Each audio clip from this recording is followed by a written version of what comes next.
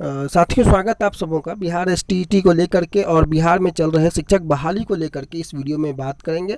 Bihar STET में जिस प्रकार से गतिरोध उत्पन्न है, उन गतिरोधों के बीच कई प्रकार की बातें सामने आती हैं, लेकिन आज 3 अगस्त और 3 अगस्त को दो मुख्य बातें इसमें एसटीईटी को लेकर के हम लोग करेंगे। सबसे पहला कि जो पीआईएल है आज, जो कि 14 नंबर पर लिस्टेड है और आज ये चीफ जस्टिस के बेंच पे इसकी सुनवाई की संभावनाएं हैं, इस पर नज़र बना करके रखेंगे कि क्या कुछ हाई कोर्ट से निकल करके मामला आता है।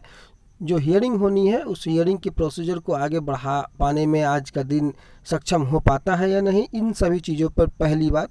दूसरी महत्वपूर्ण बात कि बिहार एसटीईटी को लेकर के कई धड़े अलग अलग बट चुके हैं कैंडिडेटों के, लेकिन उनके बीच मुख्य रूप से 3 मांगे होनी चाहिए। सबसे पहला मांग तो ये होना चाहिए कि सर्टिफिकेट का, आप लोगों को जो लोग भी बिहार एसटीईटी क्वालिफाई किए हैं, सरकार उन्हें अब सर्टिफिकेट प्रोवाइड करे, क्योंकि जब भी बहाली का मौका मिलेगा या जब भी बहाली की परिस्थितियां बनेंगी, बहाली सरकार किसी भी मायने में करवाए, किसी भी रूप में करवाए, किसी को भी करवाए, लेकिन एटलीस्ट सर्टिफिकेट रहेगा, तभी जाकर के आप लोग उस बहाली में हिस्सेदार बन पाइएगा। तो सबसे पहला जो है मांग आपका सर्टिफिकेट का होना चाहिए। लगातार इस पर प्रयास जारी है, आने वाले कुछ दिनों में क्या कुछ निकल करके आता है सचिवालय से वो भी बताऊंगा, ताकि तमाम एसटीईटी अभ्यर्थी जो कि आज यह सोच रहे हैं कि क्या सर्टिफिकेट मिलेगा नहीं मिलेगा, इन सारी चीज़ों से भी मैं आपको ऑलरेडी क्लियर करा चुका हूं पहले भी, लेकिन पुनः जो है सचिवालय से क्या कुछ अपडेट सर्टिफिकेट की वितरण को लेकर के है, उन सभी चीज़ों से भी मैं जल्दी आप लोगों को अवगत कराने का प्रयास करूँगा।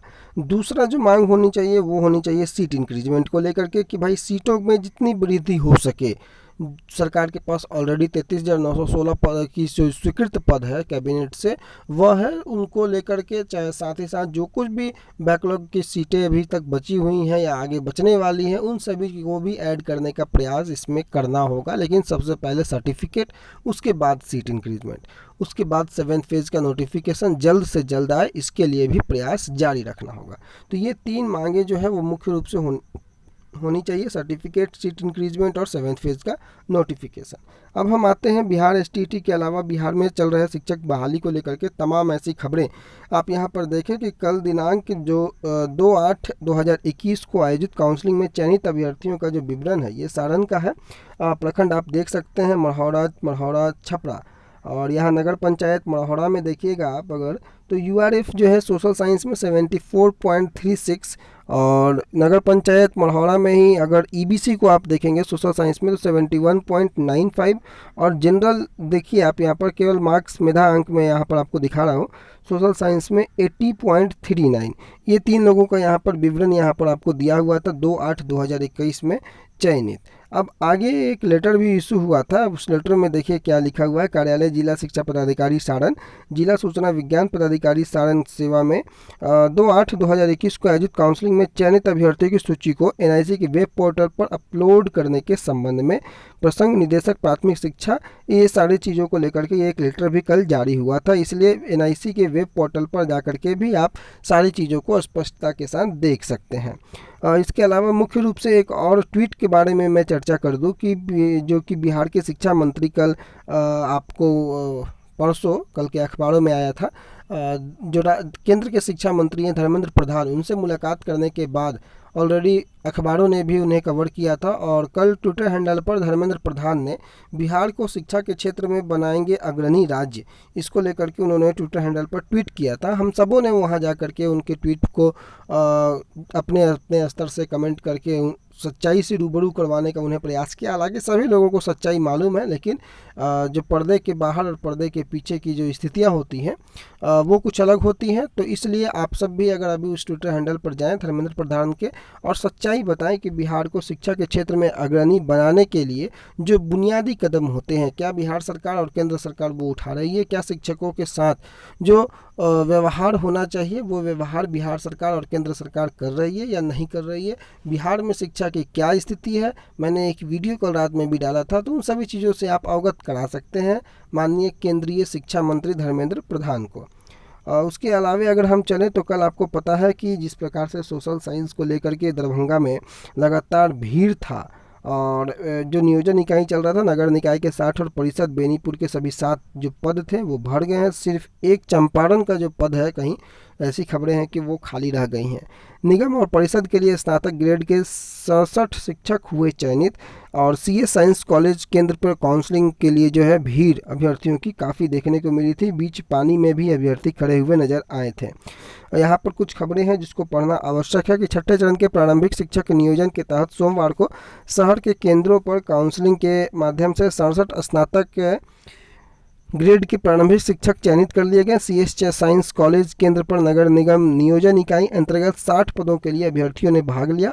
सभी पदों पर स्नातक ग्रेड के शिक्षक चयनित कर लिए गए। वहीं बेनीपुर नगर परिषद के लिए जिला स्कूल केंद्र पर सभी पदों के लिए स्नातक ग्रेड शिक्षकों का चयन हुआ है।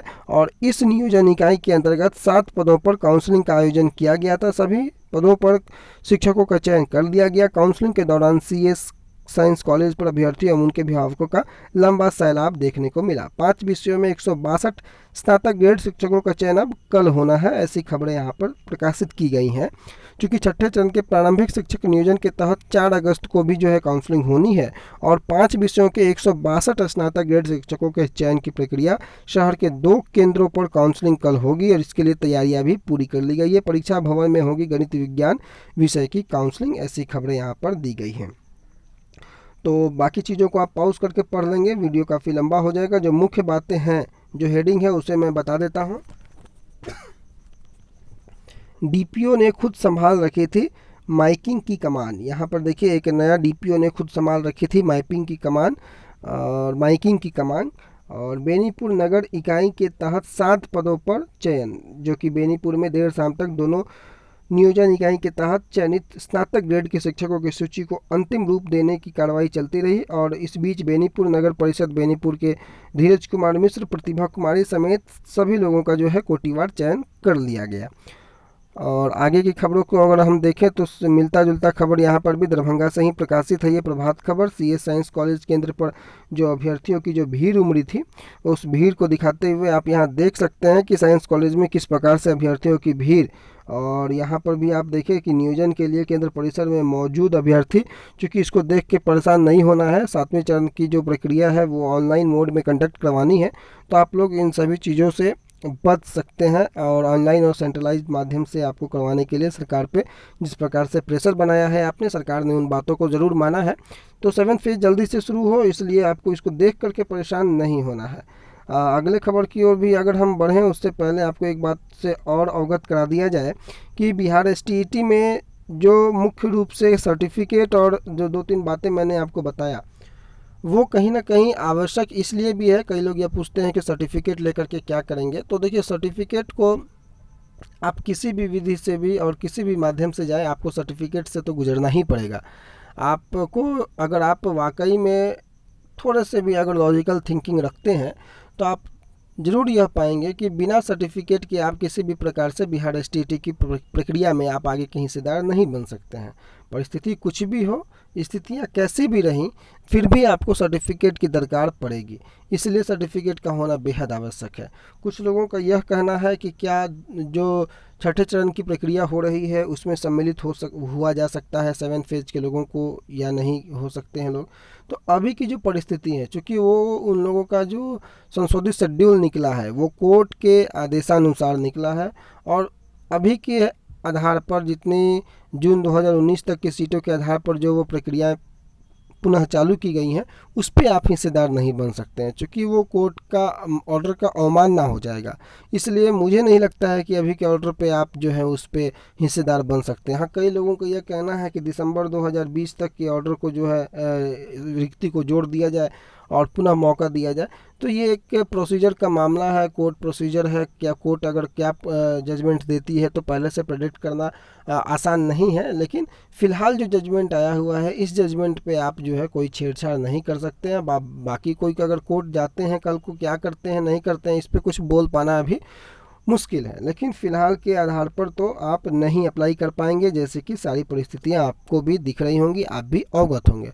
तो उम्मीद है कि इस वीडियो में कई महत्वपूर्ण बातों के साथ साथ जो मुख्य मांगे जो मैंने आपको बताई हैं उन्हीं मांगों को लेकर के लगातार, चाहे आप सोशली हो, डिजिटली हो, फिजिकली हो, कोई भी अगर मिलने भी जाए प्रधान सचिव महोदय से हो या किन्हीं पदाधिकारी से हो, तो यही 3 मांगों को जो है आप लोग आगे रखें। सबसे पहला सर्टिफिकेट, सीट इंक्रीजमेंट और तीसरा किसी भी प्रकार से बिहार STET की बहाली हेतु 7 फेज़ का नोटिफिकेशन।